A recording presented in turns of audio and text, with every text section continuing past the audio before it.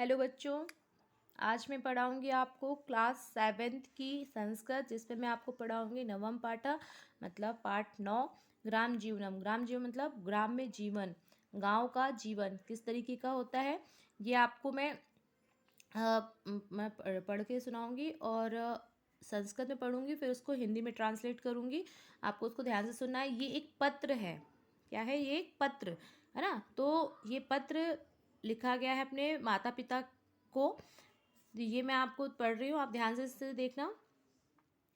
पत्रवाहकः द्वारघंटिकाः वादयति। पत्रवाहक द्वारा की गई घंटी की आवाज़ आती है।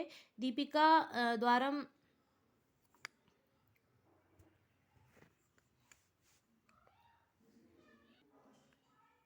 दीपिका द्वारम् उद्घाट्य पत्रवाहकात् स्वीकृत्य मातरं प्रसन्नता वदति अम्ब अम्ब पश्य भ्रातृपत्रम् इति उक्तः मात्रे पत्र ददाति मात्रा पत्र उठति।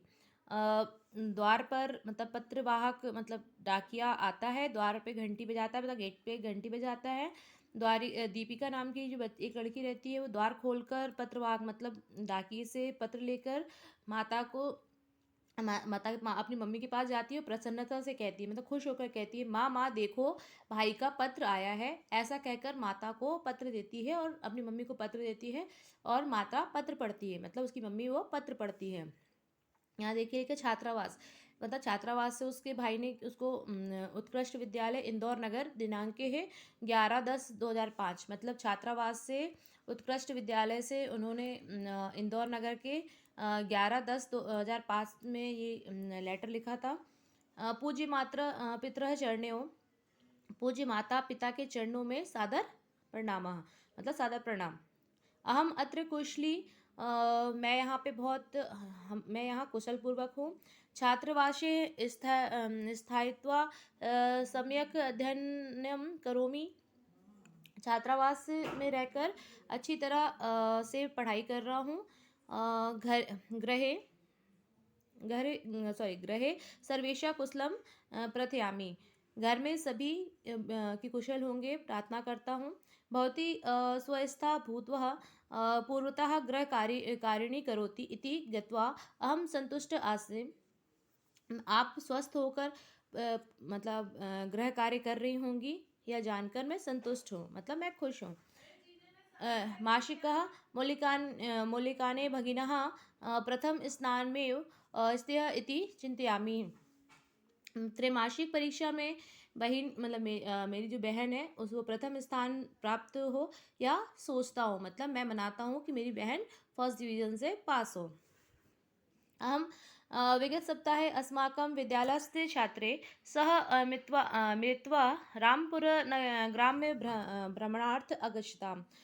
मैं पिछले हफ्ते हमारे विद्यालय में छात्रों के साथ रामपुर ग्राम मतलब गांव घूमने के लिए गया था। तम ग्राम दृष्ट्वा अहम अतिप्रसन्न अवम। गांव के चारों मतलब यह देखकर मैं गांव को देखकर मैं बहुत ही प्रसन्न हुआ। ग्राम प्रारित कृषि भूमि गोचारण भूमि विभिन्न वृक्षे सन्ति। यहाँ पर मैंने गांव के चारों तरफ कृषि भूमि, गोचारण भूमि और अनेक प्रकार के वृक्ष भी देखे। ग्रामस्य पार्श्वे एकः नदी प्रवहति अतः तत्र शुद्धवायु बहति।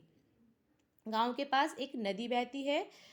एषः ग्राम नगरे रात दूरे स्थित्वा औद्योगिक प्रदूषणात् रहित आसीत्, इसलिए यहाँ पे शुद्ध वायु बहती है।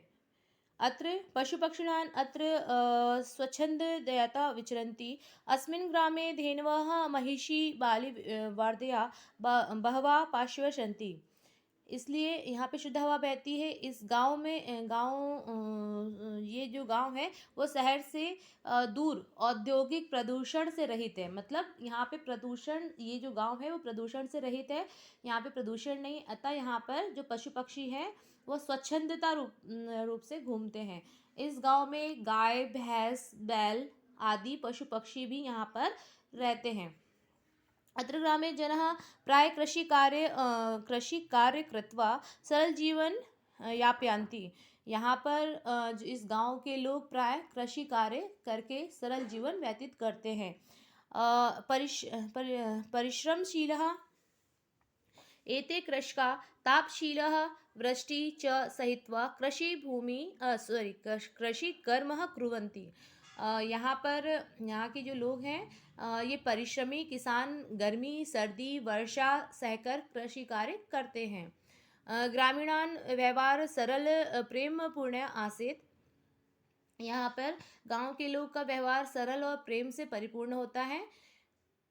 वयं तेषः मिलित्वा वार्तालापः कृत्वा जीवनं विषये ज्ञातवन्तः।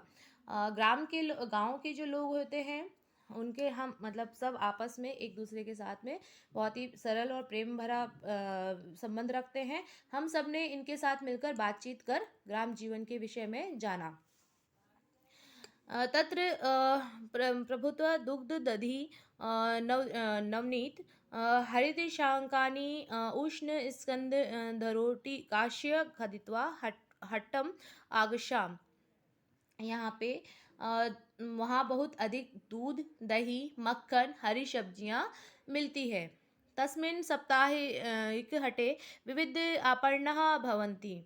यहाँ पर मतलब गर्म चुपड़ी हुई रोटियां खाकर बाहर बाजार में जाते हैं और मतलब यहाँ पे खाया जाता है। और सप्ताह में हाट मतलब हर हफ्ते में एक दिन हाट मतलब बाजार में भी बहुत सारी दुकानें होती हैं। यहाँ पर लगता है यहाँ पे मार्केट, और इस बाजार में अनेक प्रकार के विक्रेता अलग अलग चीज़ों को बेचते हैं।